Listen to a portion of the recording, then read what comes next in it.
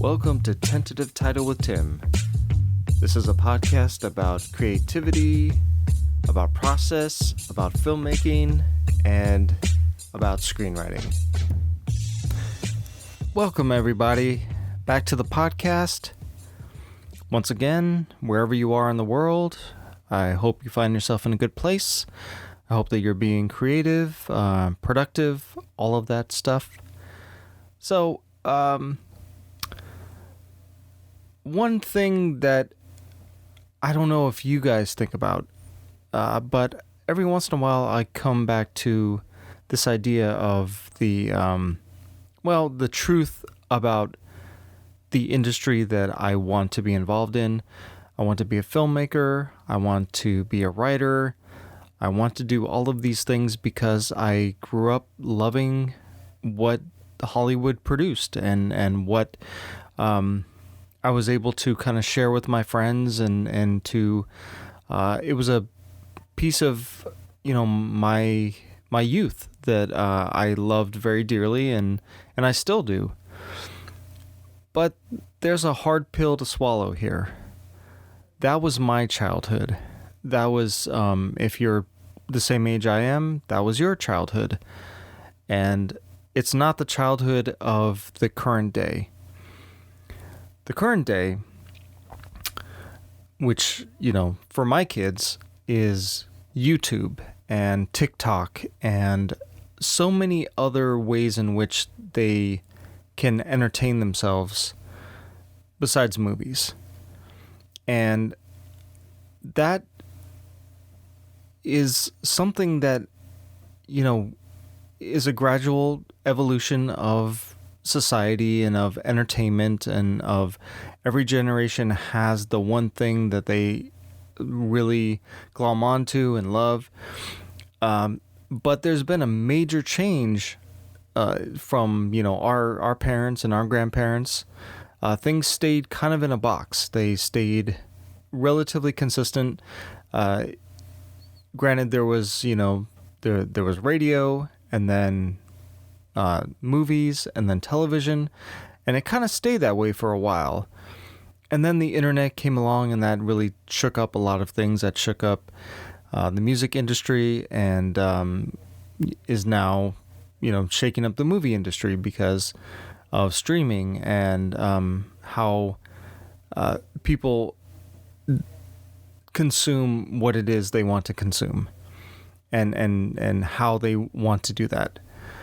So right now, especially when it comes to movies that are being nominated for awards, the Oscars are just around the corner, and so much of the conversation has been, besides all the other, Oscars so white, kind of like rallying cries, has just been that the movies that are being nominated, nobody is seeing, or nobody knows where to find them, and nobody is aware of them. And I want to say it's been that way for a little while, with a few exceptions. There have been some years where, especially before, Netflix or Amazon became really big in the streaming world.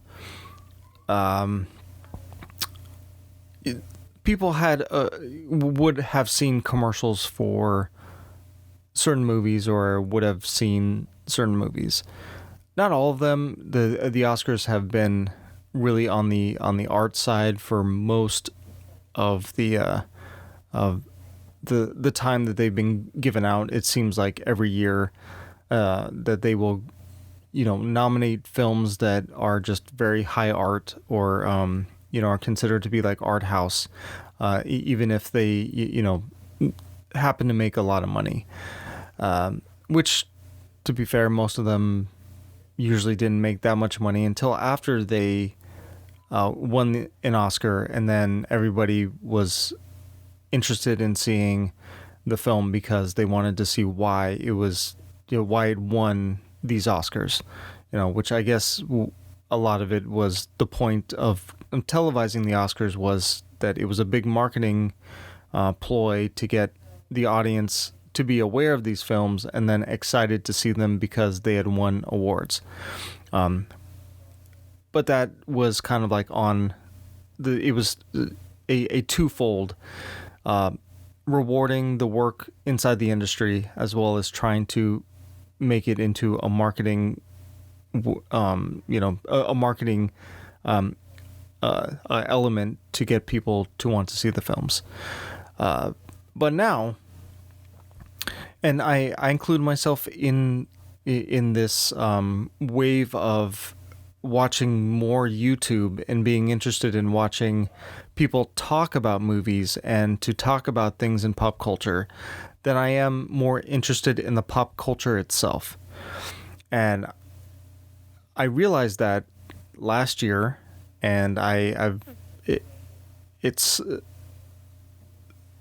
like one of those things where you see you identify what the problem is, and then you realize, oh yeah, well, if I want this industry to survive, I need to put in more of an effort to go out and see these films and to talk about these films and to post about these films, because there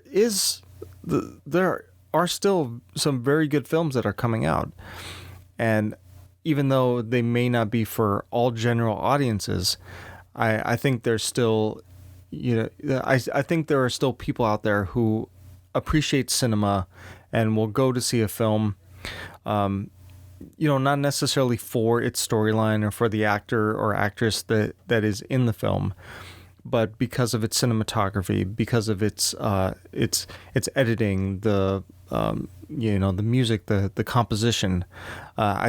I think there are still a lot of people out there who appreciate that. But that's not the general audience. That's not the audience that is out there now. That's not my kids. My kids could kind of care less about a lot of movies. There are a few that they like, but for the most part, they are not interested in watching movies. They're interested in watching, like I said, YouTube, TikTok, sometimes YouTube videos about people talking about TikTok videos. Like, that's how meta this whole thing gets. And that's just where we are in terms of the culture, society, the way we consume things, what our interests are, in terms of what is entertaining. And we may have to, just kind of look at ourselves as people who want to make film and realize that, yes, we can still make film, we can still release films, we can put them on streaming sites, and that's great. But they're not going to get the kind of business that we ourselves thought that, like a Steven Spielberg or just James Cameron and all those films that came out when we were kids, because of the fact that it was the kind of the only spectacle, the only form of entertainment that was huge and that was communal, besides concerts and stuff like that. So that's just what's been on my mind this past week, because as I'm making my own films and as I'm trying to come up with new ideas and as I'm getting excited about writing, there's this reality check that maybe what I'm making is not, like, I don't think I'm going to be the next Steven Spielberg. I don't think that I'm going to necessarily make anything that is going to break the box office. Because as we've seen, like Marvel movies and big spectacle tentpole movies that are released around the globe are the ones that are going to, be this the metric at which we can look at a film as being successful. And you may disagree with that. You may say that, well, if a film breaks even, then that's successful. And I agree that you would be surprised some of the films that, regardless of the quality, are actually making money, and a film that has a very it has good quality, is a good story, has great acting, has great cinematography, maybe has won some awards, that movie will not break even, or it'll barely break even, or it'll take a while before it actually breaks even. So that's just the reality of this industry, and being able to kind of pass that on to the next generation. I don't know if they're going to love this as much as we do. It might be the generation after them. Their kids may find a love for film, and there may be this rejuvenation of really great films that are all genres, not just comic book. So it's possible. I don't want to say that, at this moment that we're in this dire situation where film is going to just go away. Like, film is not going to go away. There's always going to be, like, people like us who love film, who are going to find it and going to watch it over and over again. But in terms of like big business, it's going to be pretty tough unless, it's on even on streaming. Like, if you throw a movie on streaming, there is no way in which we can tell if it's a successful film, because they're not the streaming company doesn't necessarily care if it's a good movie. What they care about is whether or not people are subscribing to their service because of that content. And that's hard to tell, because sometimes, like, you don't know why people are subscribing, and you don't know why people are unsubscribing. So it's like you have this platform with all this content, and people are subscribing or they're not, and you can't really I'm sure internally they have some metric they can, they probably have like a click through, rate. They probably have the hours watched and all that, but that's all internal. That's not something that, they can report, or that if, okay, I'll put it this way. If it was a big deal, if they got major numbers on any one of their, on any like movie or TV show, they would be the first ones to put it out into the world that you should come subscribe to us because we have the like top rated show or top rated movie. And they have done that every once in a while. Like, Squid Game was one of those shows that just caught fire, and everybody was talking about it. And I'm sure I'm sure Netflix got a lot of subscribers off of that, because people wanted to know, what is the big deal about this show? Now, whether or not they were able to retain those subscribers, who knows? But, it's a different world. And we have to, recognize that, that maybe film, especially certain types of film, is going to be a niche, way in which people, a niche part of the market, and not the primary part of the market. And it's just weird to think about that, because of the fact that, movies were such a big part of my childhood. They seem to be everywhere. They were the primary mode of entertainment, for the most part. It was a lot easier to go out and see a movie on a Friday night than it was to, to try to go to a concert or try to do, anything else. It was easy because you just had to get your ticket. You go and you sat down. You watched the movie for a couple hours, and maybe you went to go, get dinner, or, you depending on how old you are, you hung out with your friends and you talked about, the movie you just saw.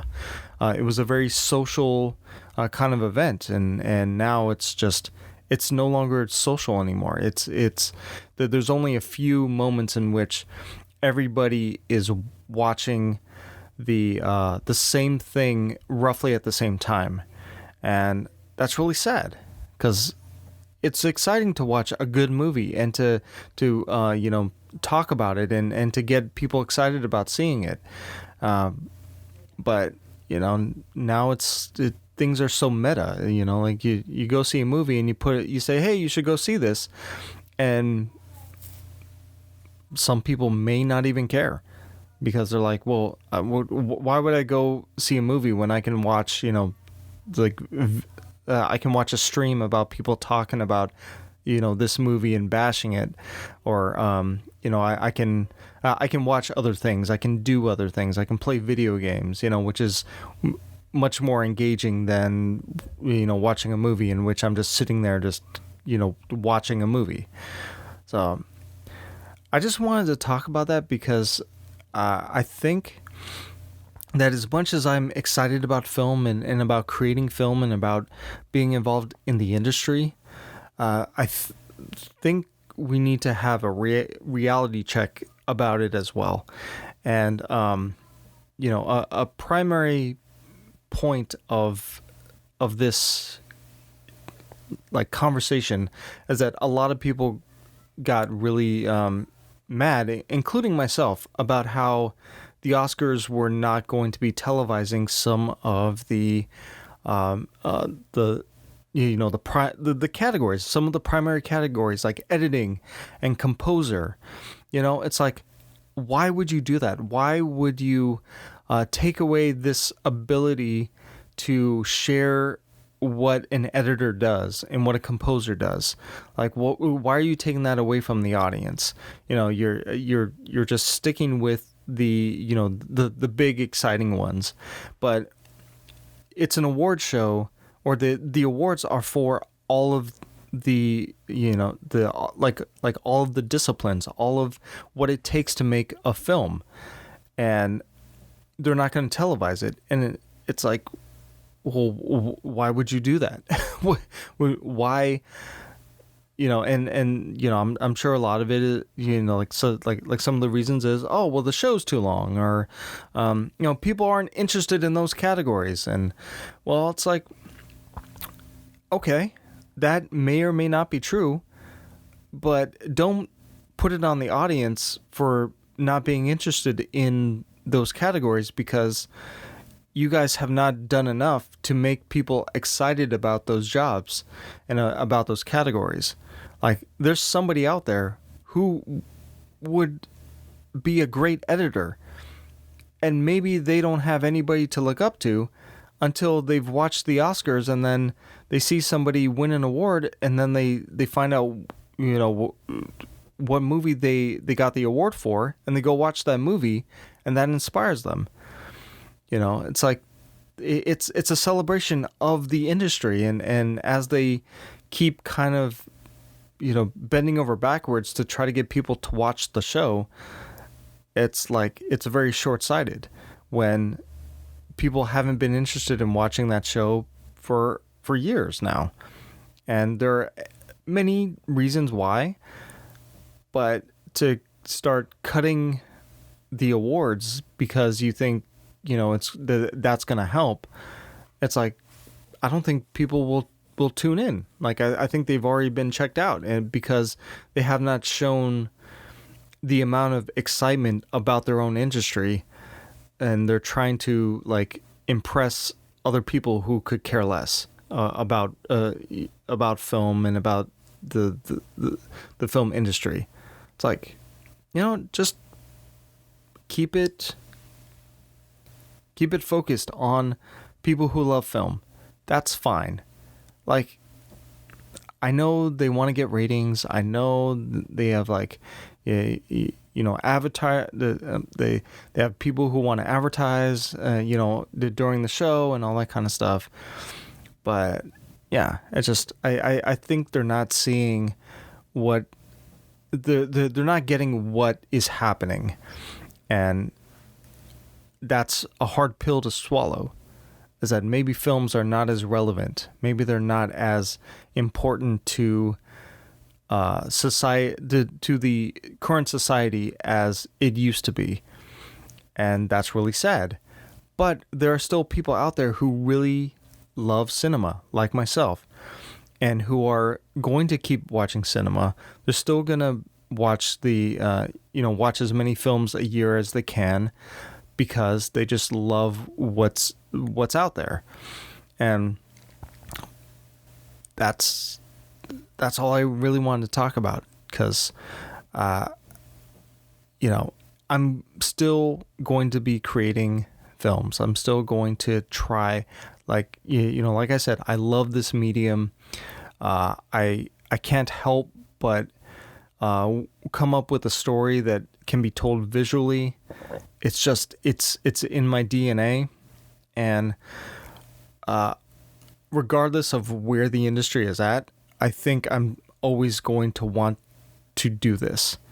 And so it's just, I know that I'm going to need to find a way in which I can, still have it be sustainable, find different ways in which to tell stories, to get other people excited about, about what movies mean and what they can do, and how it can be an essential part of what we do to, be a part of society, is just to consume art and to think about art and to make more art, because art is important. It's a way in which we express the human condition, and if our human condition is just to make money, then I don't think that's the reason why we're here on Earth. I think we're here to kind of, take our experiences, take what's inside, our feelings,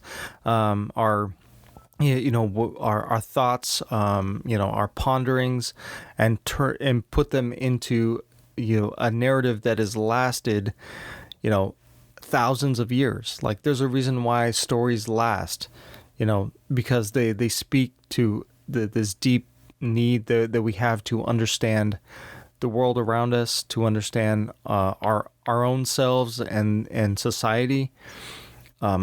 It's still important, and it'll always be important, because we've seen that it's lasted for this long, and we still, like, you could still have a film come out, like Spider-Man No Way Home, and people are excited about it because, they got a chance to kind of, be taken on this adventure with characters that they've fallen in love with, and they rewarded the studio, they rewarded the people who made it with their money, and said, yes, we love this, we want more like this. And maybe the reason why some cinema is dying is because, like, one, it may be too much of a jump for a modern audience to watch something that makes them, like, think deeply about things, or allows for the story to kind of unfold very slowly. But that's part of the landscape of cinema, is the fact that, like, you can have your action-packed movie, but you can have your slow, pondering, very like meditative, like art house film. Like, you can have both, and both of them can exist, and both of them can still be successful. It just, I don't know. It's a lot of factors, and some of it is just that, some people want that and some people don't, and that's just the marketplace of film. And it depends on, I guess, I'm speaking to you directly, whoever's listening, what it is, what part of that art spectrum, of that art landscape you want to be involved in, and then find out how to be involved in it, and it'll benefit society in a very rich way, and hopefully will last for beyond your years, that people will come to discover it from like many years from now. So, all right, that's all I had for today. Once again, thank you for listening. This was a more of a sobering, episode, and I think it's important for us to consider, because this industry is changing, and it's been changing for a while, and that's exciting that we have a chance to be a part of that, and to be part of the like reviving of the excitement of making some really cool stuff for making stuff that is character driven. I fully anticipate like the indie space to just thrive again. That we're going to get some really interesting stories that Hollywood will kind of look at and say, wow, you guys are doing something and being successful, and you're doing it way cheaper than we are. And we, either they'll reach out and say, we want you to be a part of this. Like, can you do that for us? Because we have forgotten how to do that, because of like our budgets are way overblown, and we have to make $1 billion in order to like have a successful film. Or now we're in like the niche of, you kind of cultivate your own audience, you make the stuff you want to make, and as long as you're able to sustain yourself with that audience, then you've essentially won. Like that's your audience that you can cater to, and you can make stuff for, and that's really exciting too. Like, not everything has to be mainstream, but I think the mainstream, and the art form of film is in this like major transition where we have to cope with so many other forms of entertainment that, in a way, we're kind of the dinosaur. We're kind of the, we're trying to be the cool, like, hey, look at us, like we can still do cool stuff, and the audience is like, yeah, well, I've already seen what you can do. Show me something else. And I think showing them something else is about showing them humanity, showing them stories about human beings, dealing with problems and overcoming challenges, and not necessarily about giving them a CGI, like fight or something, like giving them something that means something, that has stakes, that they can come back to and say, yeah, film is actually like fulfilling a part of what I'm looking for, is telling me stories that I find that have value, and that I will come back to and I will share with people. And that also includes like television, like cinema and like television are kind of in the same boat. There's so much out there. There's some good stuff, but since it's on so many streaming sites, you don't, like, not everybody's watching. It's just, they're making this stuff. It may be good, but what does that mean? Like in the end, if nobody really watches it, it's like, yeah, it's something I'm gonna be, struggling with for a while, as I'm sure a lot of you are as well. Just how to get the thing that we're making in front of people who actually care about it, and who are going to share it with people, and who are going to, who are going to value it, in the way that we hope that they will, and not just consume it and then walk away and forget about it. Like, hopefully that's not the case with anything you want to make. It's like you want something that's going to be there, that's going to last, that people are going to think about and talk about for a while.